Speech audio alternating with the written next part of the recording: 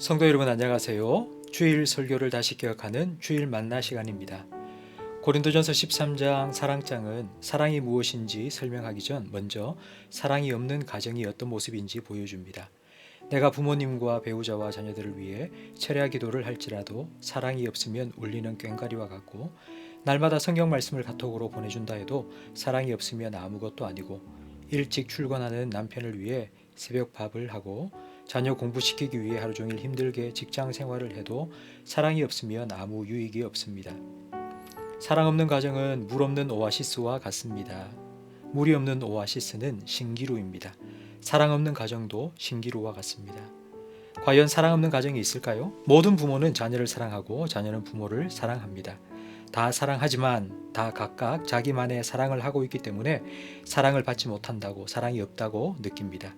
그렇기 때문에 우리는 사랑이신 하나님, 사랑의 원조이신 하나님께 사랑에 대해 들어야 합니다. 바로 하나님께서 사랑에 대해 해주신 말씀이 고린도전서 13장입니다. 사랑에 대한 15가지 설명이 나오지만 크게 두 가지로 나눌 수 있습니다.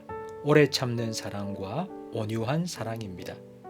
오래 참는 사랑은 시기와 자랑과 교만과 무례와 이기심을 참는 것입니다.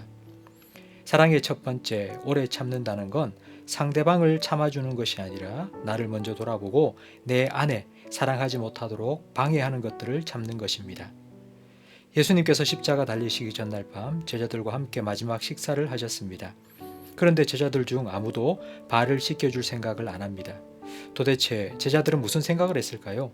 내가 하지 않아도 될 이유를 생각했을 겁니다. 내가 제일 먼저 제자로 부름받아 짬밥이 제일 높잖아. 내가 제일 나이가 많잖아. 내가 평소에 제일 많이 했잖아. 내가 평소에 잘 안 씻어서 오늘 하루 안 씻어도 괜찮아. 나는 문에서 제일 멀리 떨어진 곳에 앉았잖아. 내 안에 이런 사랑의 방해물을 제거해야 사랑할 수 있습니다. 예수님께서 제자들의 발을 직접 씻겨 주셨습니다. 그리고 내가 너희의 주요 선생이지만 너희 발을 씻겨 준 것처럼 너희도 서로 발을 씻겨 주라고 하셨습니다.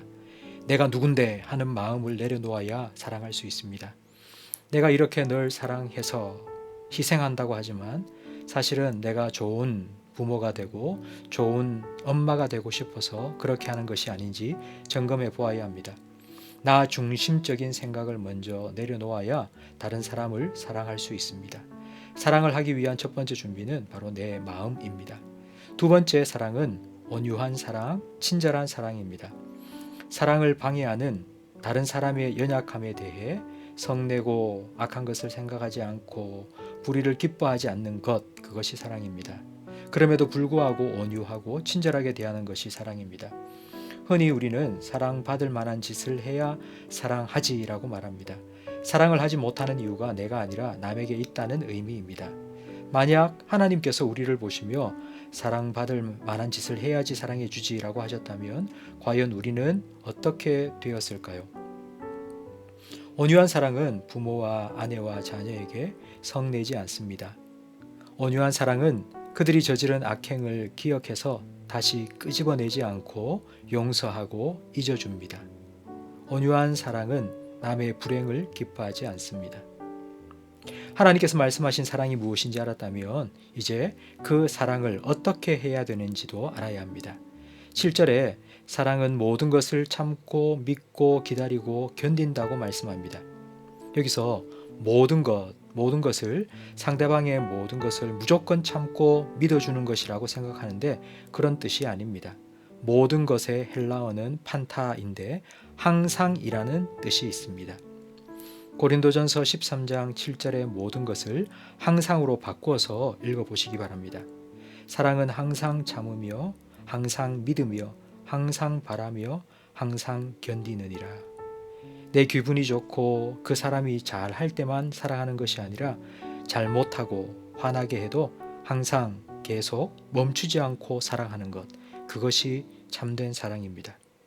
과연 우리가 이런 사랑을 할 수 있을까요? 우리의 사랑은 실패합니다. 그러나 예수님의 사랑은 실패하지 않습니다. 예수님께서는 내가 너희를 사랑한 것처럼 너희도 서로 사랑하라 말씀하셨습니다. 예수님처럼 사랑하기 위해 예수님의 사랑을 먼저 깨달아야 합니다.